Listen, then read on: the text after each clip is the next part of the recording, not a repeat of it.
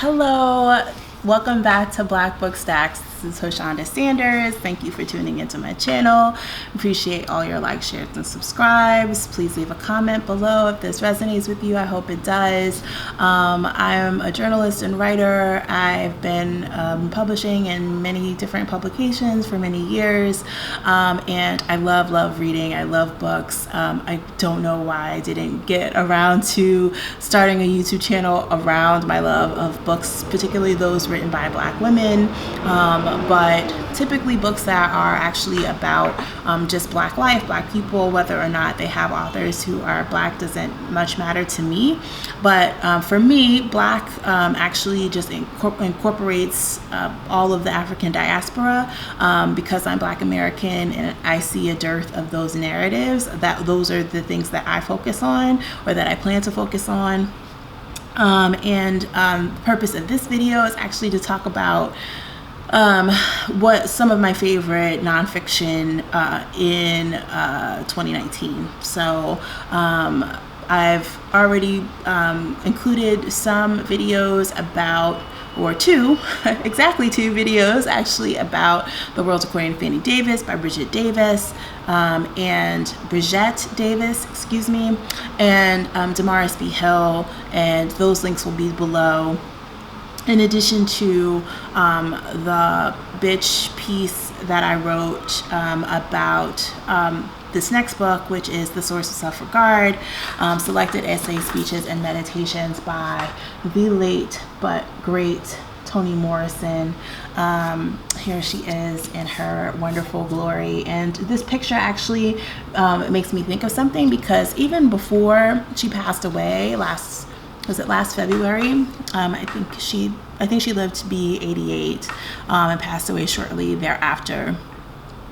But this picture of her aged, with her long gray locks, reminds me of something that I heard someone say once, and maybe I read it somewhere, which was about how, like, on the internet or online, there's always this, like, people reach back into the archive from when you were young, almost as if aging is this shameful thing. Like, people don't, like, they feel like maybe you would be vain and you wouldn't want people to see you, like, aged for some reason. So, like, there's a picture of Toni with the big afro. There's pictures of her, like, then there's one in particular that I really love, actually, with her and Angela Davis, which is really bomb. But, like, it's incredible to me to see, like, I love it when people share pictures like this, right, which is just her in her natural state, and also, like, aged, right, clearly, like, older, because for Black people, it's actually really a privilege to grow old, right? Like, we live in a culture that very much, like, tries to kill us from the time that we are young. So it's amazing to have the privilege of growing old and to see elder Black women sort of shown in the light in which they are actually aged and mature. And so I got an email about this book actually in November of 2018, and I was incredibly surprised to have received it, I just was beside myself with joy that I would get an early copy. So I got the galley, and from the very first part of it that I was reading, so first of all, like, I was geeked that I might even have the slim possibility of interviewing Toni Morrison, but it wasn't possible, I think in part because she just was not into doing any more interviews at that point, and she had already done her work with The Pieces I Am, which is the documentary about her that features her, which, if you haven't seen it, you should 100% do that. It's incredible.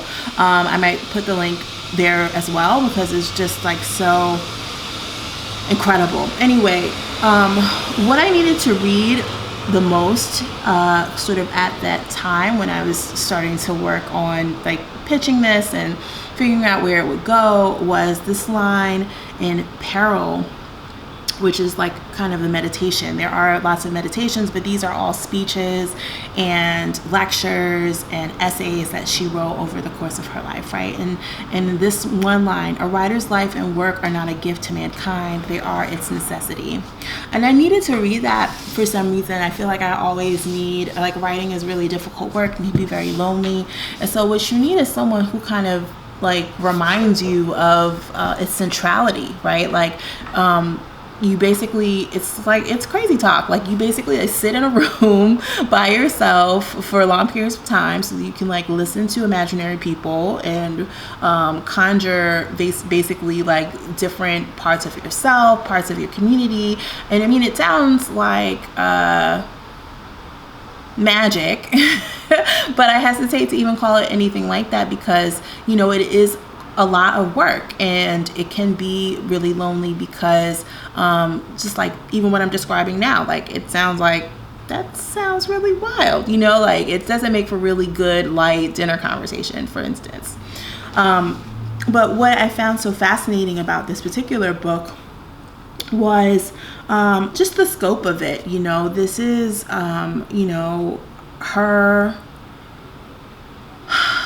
you know, her mind, which, you know, of course we all talk about like the incredible breadth of her fiction, its beauty, its timelessness. You know, it's like she wrote instant classics of all kind. There are some of them that I missed, like I didn't read God Help the Child, and there may be one other one that I just didn't get to. I think that might have been the only one actually. But you know, A Mercy, like Beloved, Sula, Song of Solomon, all of these classics were just incredible contributions to American literature. You know, she was one of America's great novelists, but she also was one of America's great intellectuals. You know, I think it's hard to say what a public intellectual is in this day and age, but I think, you know, if she had been born at a different time, if she were perhaps a little bit more engaged in the culture, she might like directly, like in social media, right, like, or online, she might have been considered an American public intellectual in some ways because of just the heft of her scholarship, the purview that she had on the political landscape. You know, she's the one who said that that the only Americans, you know, that we sort of all consider to be real Americans are white, and everyone else has to hyphenate, right? Like, that was before we started talking about intersectionality, before we started talking really about identity politics in any cohesive way. And there's all that kind of beauty that is in this collection, right? It's an incredible accounting of her thoughts and her personal, as personal, I think, as she could get or would get without writing a memoir. I think in addition to this,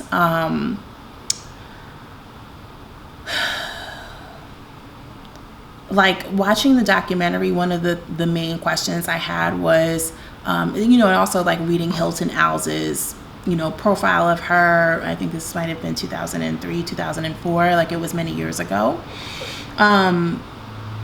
One of the things I wondered about that hadn't been really explained or described, and I think we'll never know, is sort of how she coped with and recovered from, if she did recover from, the fire at her beautiful Hudson home. I think she had it rebuilt and she lived in a different one. But I'm always curious about how our foremothers, our ancestors, our elders deal with tragedy, how they draw on resilience in order to do that. But, you know, again, that's probably an answer to a question that we'll never know. But one of the most amazing things about this is that you get sort of background information about Beloved, kind of what kind of research she did in order to inform the novel. There's more about her writing practice, like she doesn't really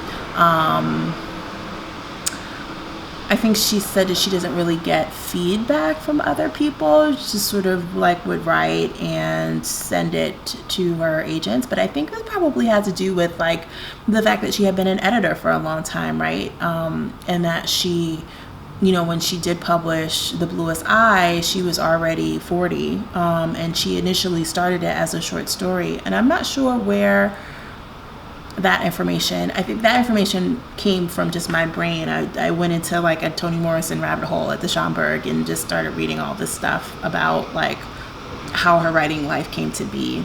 But you know, there's incredible stuff in here about language, the importance of language, the presence of Black people in American literature, and even more. So, you know, if you somehow missed it, when it came out last February, in February 2019, I implore you to pick it up. It's just an incredible compendium of her work.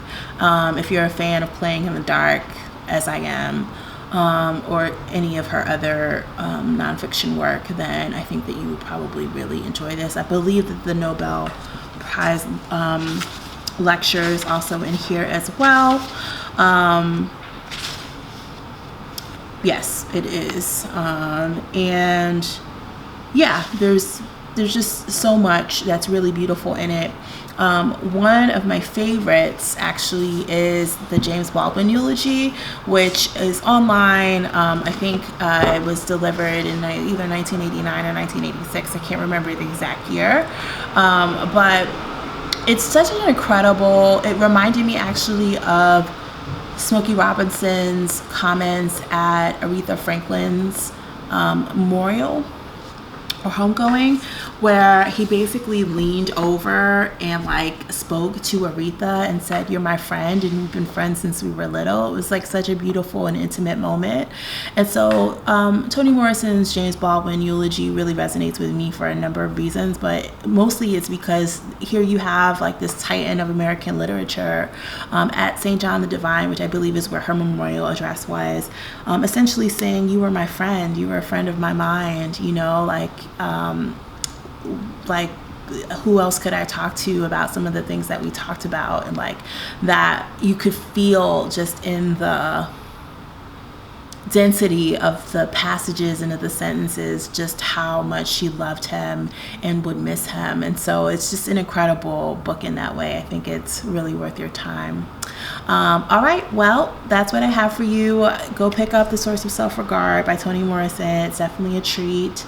And please do like, share, and subscribe. I appreciate any positive comments that you have for the channel. And I will be back soon with another installment of Black Book Stacks. Take good care.